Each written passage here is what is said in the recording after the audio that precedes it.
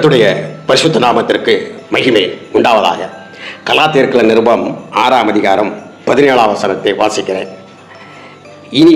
இனிமேல் ஒருவனும் எனக்கு வருத்தம் உண்டாக்காதிருப்பானாக. கர்த்தராகிய இயேசு கிறிஸ்துவினுடைய அச்சடையாளங்களை நான் என் சரீரத்திலே தரித்து கொண்டிருக்கிறேன். சகோதரரே, நம்முடைய கர்த்தராகிய இயேசு கிறிஸ்துடைய கிருபை உங்கள் ஆவியுடனே இருப்பதாக.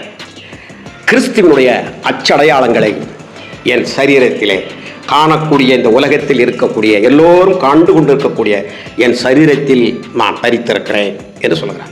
அப்படியானால் அதற்கு முன்பதாக ஆவியிலே தரித்திருக்கிறார். ஒரு மனிதனுக்கு சுகர் எந்த அளவுக்கு இருக்கிறது என்று பார்க்கிற பொழுது முதலாவது அவர்கள் இரத்தத்திலே பார்ப்பார்கள், அதற்கு பின்பு யூரினிலே பார்ப்பார்கள். சிலர்கள் ஒரு காலத்தில் யூரினில் மட்டும் பார்த்துவிட்டு ஒரு 10 ரூபா வாங்கிக் கொள்வார்கள். ஆனால் இப்பொழுது இரத்தத்தில் பார்த்து அதற்கு பின்பு தான் யூரினுக்கு வருகிறார்கள். இது எப்படியோ, ஆனால் ஒரு மனிதனுக்கு யூரினிலே ரத்தம் கலந்திருப்பது வெளிப்படையாக அவன் யூரின் செல்கிற பொழுது அவனுடைய சிறுநீரிலே, அந்த நீரிலே எறும்புகள் ஈகள் வந்து உட்காரக்கூடிய அளவிலே அந்த இனிப்பு அதிலே தொற்றுதலாகிவிட்டது என்றால் அதற்கு முன்பதாகவே இரத்தத்தில் அது கலந்து விட்டது. இன்னும் மருத்துவ கூறுகள் சொல்லுகிற பொழுது ஒரு பய உணர்வுகளிலே அது கலர்ந்து விட்டது. எப்பொழுதும் கவலையான சிந்தனையோடு இருக்கக்கூடியவர்களிடத்திலே அது கலர்ந்து, கவலையில் கலர்ந்து, பயத்தில் கலந்து, இரத்தத்தில் கலந்து, அதற்கு பின்பு இந்த உப்பு நீர் போன்று இருக்கக்கூடிய சிறுநீரிலே அது வெளிப்படுகிறது. இப்ப நன்றாக தெரிந்து கொள்ளுங்கள், கிறிஸ்து இயேசுவுக்குள் தமஸ்குவுக்கு சென்று கொண்டிருந்த பொழுது, இன்னைக்கு டமாஸ்கஸ் என்று சொல்கிறார் அல்லவா, அங்கே சென்று கொண்டிருந்த பொழுது கர்த்தராகிய இயேசு கிறிஸ்துவுக்குள் பிறக்கிறார். முன்னமே, இந்த உலக தோற்றத்துக்கு முன்னமே தேவன் அவரை தெரிந்து கொண்டது உண்மைதான். ஆனால் தான் கிறிஸ்துவுக்குள் பிறந்ததை இந்த ஆவிக்குரிய கண்களும் இந்த ஊன கண்களினாலும் அறிந்து கொள்ளத்தக்கதாக அந்த தமஸ்குவுக்கு போற வழியிலே அவர் தன்னுடைய கிறிஸ்து இயேசுவினுடைய பிறப்பை அவர் அறிந்து கொண்டார். ஏன் தேவன் மனிதனாக பிறக்க வேண்டும்? எதற்கு சிலுவைக்கு செல்ல வேண்டும்? ஏன் இப்படிப்பட்ட மக்கள் அவர் மேல் தங்கள் உயிரையும் பெரிதாக கருதாமல் ஆராய்த்துக் கொண்டிருக்கிறார்கள் என்கின்ற அனைத்து சமயங்களையும் ஒன்று அடக்கிக் கொண்டவராக கிறிஸ்துவுக்குள் அவர் பிறந்தார், மறுபடியும் பிறந்தார். அது அவருக்கு அது கிறிஸ்துமஸ். அன்று முதல், தனக்கு தெரிந்த காலம் முதல் அவர் கிறிஸ்துவை வெளிப்படுத்திக் கொண்டே இருந்தார். அந்த சந்தோஷம் பெருகிக் கொண்டே வந்தது. ஒரு குழந்தை பிறக்கிறது என்று சொன்னால் அந்த தாய், அந்த குழந்தை மேல் அன்பு வைத்திருக்கக்கூடிய தகப்பன் ஒவ்வொரு நாளும் அதனுடைய வளர்ச்சியை பார்த்து பார்த்து பார்த்து ரசித்துக் கொண்டே இருப்பார். இதுதான் அதில் இருக்கக்கூடிய மிக முக்கியமானது. அந்தந்த நாட்களிலே அதற்குரிய டாக்டர்கள், பெரியவர்கள் இவர்களிடத்திலே ஆலோசனையை பெற்றுக்கொண்டு அவர்கள் அவ்வளவு மகிமையாக கண்ணும் கருத்துமாக அந்த குழந்தையினுடைய வளர்ச்சியை கண்டு ரசித்துக் கொண்டிருப்பார்கள். இதுபோலதான் பிரியமானவர்களே, கிறிஸ்து நமக்குள் பிறந்தது குழந்தையாகவே இருந்து கொண்டிருக்கக்கூடாது. இன்னும் குடிலையும், ஆட்டு குட்டிகள் பக்கத்திலையும், மாட்டு தொழுவத்திலையும் அல்லது குதிரை முன்னணியிலையும் இப்படிப்பட்ட அந்த சாம்ராஜ்யத்திலே அவர் இருந்து கொண்டு இருக்கக்கூடியவர்கள் நம்ம மனதில் இருக்கக்கூடாது. வருகிறவர்களுக்கெல்லாம் நாம் குடிலை காட்டுகிறோம். இன்னைக்கும் குடிலை காட்டக்கூடிய கொடிய கிறிஸ்தவர்களாகவே நாம் இருந்து கொண்டு இருக்கிறோம். அதை கூட ஒழுங்கா காட்ட தெரியுதா அப்படின்னா ஒழுங்கா காட்ட தெரியல. அதாவது அந்த நாட்களிலே அகஸ்துராயானால் குடிமதிப்பு எழுதப்படுகிறது. இயேசு பிறந்த அந்த முதல் முறை எடுத்த உலக குடிமதிப்பு, அது வரைக்கும் உலக குடிமதிப்பு இல்லை. கிறிஸ்து பிறந்த பொழுது முதலாவது குடிமதிப்பு எழுதப்படுகிறது. அவரவர் பிறந்த ஊர்களிலே எழுத வேண்டும் என்கின்ற பொழுது யோசேப்பு பெத்லகேம் ஊரானாக இருந்தபடினாலே அங்கே இந்த குடிமதிப்பு இவர்கள் எழுத வேண்டியது இருக்கிறது. அங்கே போகிறார்கள். அப்படி இயேசு கிறிஸ்து வயிற்றில் இருக்கிறார், மரியாம்மா வயிற்றிலே அவர் இருக்கிறார். தெரிந்து கொள்ள வேண்டும், அவர்களுக்கு பிரசவ காலமாய் பிரசவமாகுது. அது எங்கே வைத்து ஆகியது? அது வீதியில் வைத்தா எங்கே வைத்து என்றே நமக்கு தெரியவில்லை. அப்போ இந்த இடத்தில் குழந்தை பிறந்து விட்டது. சத்திரங்களிலே அவருக்கு அடைக்கலம் கொடுப்பதற்கு யாரும் முன் வரவில்லை, வாய்ப்பும் இல்லை. அந்த நாட்களிலே அங்கு இருக்கக்கூடிய லாட்சிகள் எல்லாம், சத்திரம் என்று சொல்கிறோம் அல்லவா, அது லாட்சி என்று சொல்ல நிரம்பி வடிகிறது. சில நேரங்களில் நான் சென்னைக்கு போகிற பொழுது எனக்கு பக்கத்தில் இருக்கக்கூடிய, நான் எக்குமூரில் இறங்கிய உடனே பக்கத்தில் இருக்கக்கூடிய லாட்சிக்கு போவதற்கு முயற்சி செய்கிற பொழுது சிலர் பழக்கம் ஆகுவதற்கு முன்பதாக ஐயா எல்லாம் நிறைவாக நிரம்பி விட்டது என்று சொல்வார். அப்போ இடம் இருக்க, அப்போ இது இல்லை என்றால் இன்னொரு இடம், ஒரு பஸ் ஏறினாலும் நம்ம போய் தங்கி விடுகிறோம். ஆனால் அந்த நாட்களிலே இடமில்லை. இடமில்லை என்று சொன்னாலும் அவர்கள் பிள்ளையை கடத்த வேண்டும் அல்லவா, அப்பொழுது இடமில்லாத காரணத்தினாலே முன்னணியில் கடத்தினார்கள். அது மாட்டு முன்னணியா அல்லது அது குதிரை முன்னணையா. ஏசியா தீர்க்கன் சொல்லுகிற பொழுது மாடு தன் எஜமானையும் குதிரை தன் முன்னணியையும் அறிந்து கொள்ளும், கழுதை தன் முன்னணியையும் அறிந்து கொள்ளும். ஆகவே அப்ப அந்த நாட்களில் அது எப்படி இருந்திருக்க வேண்டும் என்பதை ஆலோசித்து பார்த்தால் இந்த மாட்டுத் தொழுவத்தை விட அன்றைக்கு பிரயாணம் வந்த அந்த கூவை கழுதைகளுடைய முன்னணிகள் அந்த இடங்களிலே டென்ட் போட்டு அமைத்திருந்திருக்கலாம். இதெல்லாம் நம்ம ஆலோசித்து பார்க்கணும். ஆனால் அவர் மாட்டுத் தொழுவம் இருந்தாலும் இருந்துட்டு போட்டும், அது எந்த குடிலாக இருந்தால். ஆனால் நீ எப்பொழுது எப்படி இருக்கிறாய்? அதையும் தப்பாத்தானே செய்கிறவர்களாக இருக்கிறோம். அதை தப்பு செய்ததுனால ஒரு பெரிய இதாக நான் சொல்லவில்லை என்றாலும் இந்த மனப்போங்கு அற்று போக வேண்டும். பிள்ளைகளை சந்தோஷப்படுத்த பிள்ளைகள் அந்த பிள்ளைகள் மனசில் அப்படி தான் வளரும். நீங்கள் நல்லா கவனிச்சு பாருங்க. யோசேப்பும் மரியாளும் அப்படி இருப்பார்கள். ஒரு சின்ன கை குழந்தை போல ஒரு பொம்மை அப்படி இருக்கும். அங்கிட்டு மேய்ப்பார்கள் அப்படின்னு இருப்பாங்க. அங்கே தேவதூதர் ஒரு இதில் அப்படி தொங்கிட்டு கிடப்பாரு.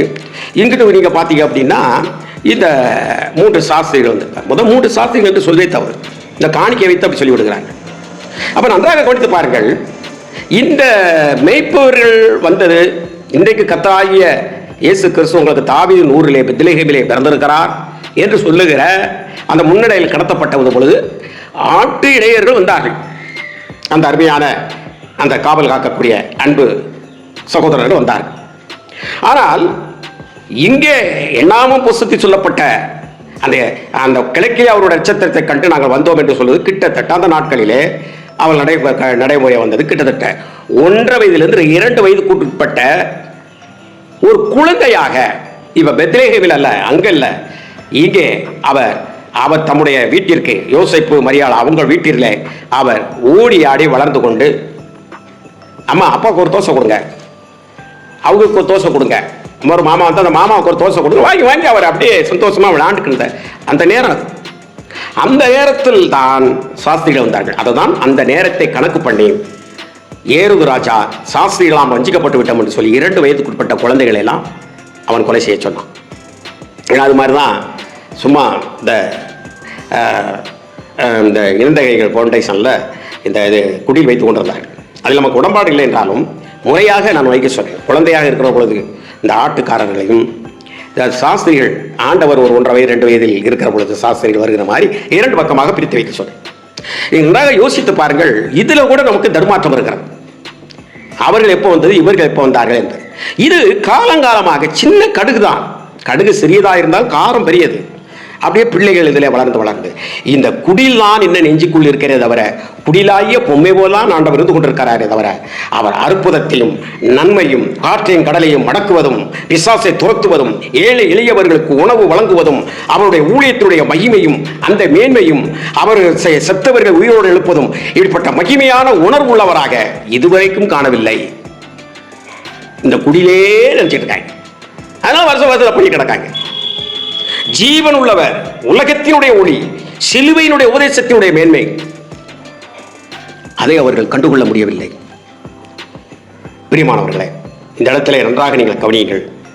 பவுல் சொல்லுகிறார், மிக தெளிவாக சொல்லுகிறார், கிறிஸ்துமஸ் என்றால் நீ கிறிஸ்துவுக்குள் பிறந்திருக்கிறாய் என்றால் அந்த தமஸ்குவுக்கு போயிட்டு வந்த பிறகு தொடர்ந்து அவர் தன் வாழ்க்கையில் அவர் எப்படி முன்னேறி கொண்டு இருந்தார் என்பதை நீங்கள் வேதத்தின் வெளிச்சத்தில் பார்த்தால் அவர் முதலாவதாக அவர் சொல்லுகிற பொழுது நான் அப்போஸ்தலர்களில் ஒன்றும் பிரதான அப்போஸ்தலர்கள் ஒன்றுக்கும் குறைவில்லை என்று அப்படி சொல்லிக் கொண்டு வருகிறார். நான் பெரிய கல்வி கற்றவன், ஆண்டவருக்காக விட்டுவிட்டேன் என்று சொல்லிக் கொண்டு வர்றார். கடைசியிலே சொல்லுகிறார், பாவிகளிலும் பிரதான பாவினான் என்று சொல்கிறார். கிறிஸ்துவுக்குள் நெருங்க, சூரியனை நெருங்கத்தான் அதனுடைய ஒளி, அதனுடைய வேகம், அதனுடைய தன்மை, அதனுடைய குணம், அதனுடைய அருமை தெரிய ஆரம்பிக்கும். பயிர்களுக்கு, வளர்ந்து கொண்டிருக்கக்கூடிய பயிர்களுக்கு அதன் மூலமாக கிடைக்கக்கூடிய நன்மைகள். இந்த கொரோனா காலத்தில் சூரியனுக்கு முன்னால் நில்லுங்க, சூரியனுக்கு முன்னால் நில்லுங்க. நான் உங்களுக்கு சொல்கிறேன், கொள்ள நோய்களும் யுத்தங்களும் உன் வலது பக்கத்தில் 1000, உன் இடது பக்கத்தில் 1000, உன் வலது பக்கத்தில் 10,000 குண்டுகளும் ஏவுகணைகளும் விழுகின்ற இந்த பயங்கரமான காலத்திலே கிறிஸ்து உனக்குள் உண்மையிலே பிறந்திருப்பார் என்றால் நீ பயப்படாதே, பயப்பட வேண்டாம். ஏனென்றால் அவர் உனக்குள் இருக்கிறார். எதுவும் உன்னை சேதப்படுத்த முடியாது. அவர் உனக்குள் இருக்கிற காரணத்தினால அவரை இன்னும் பொம்மையாக குடிலிலே பார்த்து கொண்டிருந்தால் உனக்கு பயமும் அச்சமும், ஏன் ஒரு காலத்திலே இந்த பூமியிலே சேர்த்து வைத்த பொருளெல்லாம் எனக்கு எதற்கு? மலைகளே எங்கள் மேல் விழுந்து மறைத்துக் கொள்ளுங்கள், கடல்களே எங்களை சுனாமி வந்து தூக்கிட்டு போங்க. ஒன்று நடக்கு. சாவு விரும்பினா சாவு நடக்காது. பயம் மட்டும் இருந்து கொண்டே இருக்கும் மனிதனுக்கு. திகில் மனிதன் மேல் வரக்கூடிய ஆபத்தை எண்ணிக்கொண்டு இருக்கிறபடியால் மனிதனுடைய இருதயமானது என்ன செய்வேன் என்று சொன்னால் அப்படியே நின்று போய்விடும், பயத்திலே உறைந்து போய்விடும். ஆகவே எவ்வளவு காரியம் வந்தாலும் இந்த அப்போஸ்தலனாகிய பவுலை போல சொல்ல முடியும், எது கேடகம் நமக்கு, எது கேடயம் என்றால். நிறைய பேர் விசுவாசத்தை மாத்திரம் அது கேடயம், விசுவாசம் கேடயம் சொல்லப்பட்டிருக்கு. பிரியமானவர்களே, நன்றாக தெரிந்து கொள்ளுங்கள், நீ அவருக்கு சீடனாக இருந்து கொண்டு அவருக்காக படுகிற பிரயாசங்கள் எல்லாம் கேடயம்தான். ஒருவன் என்னை வருத்தமாக பேசாதிய இருந்தேன் அப்படின்னு சொல்றாரு. கிறிஸ்து இயேசுவினுடைய அச்சடையாளங்களை என் சரீரத்தில் தரித்திருக்கிறேன். வெளியில் உள்ளது, உள்ளுக்குள்ள இவ்வளவு ரகசியமாக சொன்னல்லவா, இதெல்லாம் அவருக்குள் மாற்றப்பட்டிருக்கிறது. வெளியிலையும் அது அப்படியே பொங்கி வருது. அகத்தின் அழகு முகத்திலே தெரியும். இருதயத்தில் நஞ்சு வைத்துக் கொண்டு உதட்டிலே அவர்கள் என்ன சொல்வார்கள், வெள்ளை பிஞ்சியை போல இனிப்பான பழத்தை போல பேசிக் கொண்டிருப்பார்கள். ஆனால் உள்ளமோ நஞ்சு போல இருக்கும். யூதாஸ் காரியத்தை போல கொலகாரர்கள் மத்தியிலே இதயம் உள்ளம் இருந்தது, உதட்டிலோ இயேசு கிறிஸ்துவினுடைய கன்னத்தில் அது அவர் உதட்டிலே இருந்தது. தெரிந்து கொள்ளுங்கள், அவன் என்ன நிலையில் இருந்திருப்பான் யூதாஸ் காரியத்தை யோசித்தீங்களா? பொருளாசையினாலும் பலவிதமான காரியங்களினாலும் மற்றவர்களோட நான் நல்லா இருக்கணும்னு சொல்லி உங்களுடைய உபாய தந்திரங்களினாலும் நீங்கள் நம்ம வாழ்ந்து கொண்டு இருக்கிறோம் அல்லவா, நீங்கள் வாழ்ந்து கொண்டு இருக்கிறோம் அல்லவா, இது எப்படி இயேசுவை மகிமைப்படுத்த முடியும்? உலகத்தோடு ஒட்டி வாழ்வதல்ல, உலகத்தை வெட்டி வாழ வேண்டும். நண்பர்கள் வேண்டும், உறவினர்கள் வேண்டும், எல்லாரும் வேண்டும். அவர்கள் வெட்டி விடக்கூடாது. பழக்க வழக்கங்கள், தேவையற்ற செயல்கள், நடைமுறைகள் எல்லாம் வெட்டப்பட்டவர்களாக வாழ வேண்டும். சரியான வாழ்க்கை வாழ வேண்டும். இப்படி வாழவில்லை என்றால் பிரியமானவர்களே, நீங்கள் எப்படி கிறிஸ்துவின் அச்சடையாளங்களை தெரிந்து கொள்ள முடியும்? அப்போ உள்ளத்தில் கள்ளமில்லாத எண்ணம் இருந்தால் அப்படியே சிரிக்கும் போது அப்படி கன்னத்தில் குழிவிடும். கள்ளமில்லாத எண்ணம் உள்ளவர்களுக்கு கன்னத்தில் குழியே விளையில்லை என்றாலும் கூட குழிவிழும் என்று அந்த அழகுக்கு சொல்லுகிறேன். சில பேர் கருப்பா இருப்பாங்க, பணத்தூர் மாதிரி. ஆனால் அவர்கள் பரிசுத்த ஆவியில் நிறைந்தவர்களாக பிரசங்கித்துக் கொண்டு இருக்கிற பொழுது, ஆவியானவர் அவர்களுக்குள் கழிகூர்ந்து கொண்டு இருக்கிற பொழுது, பரிசுத்த ஆவியா அவர்களுக்குள் கழிகூர்ந்து கொண்டு இருக்கிற பொழுது, எப்பொழுதும் இருக்கிறார், நான் அதை குறை சொல்லவில்லை. அந்த ஆவியிலே அவர்கள் பேசுகிற பொழுது அவர்கள் முகம் வேர்க்கின்ற முகம் கூட பளிச்சென்று மின்னும். ஏனால் உள்ளத்தில் ஆவியானவர் இருக்கிறார். கிறிஸ்துவினுடைய வளர்ச்சியை அவர் வெளியே காட்டுகிறார்.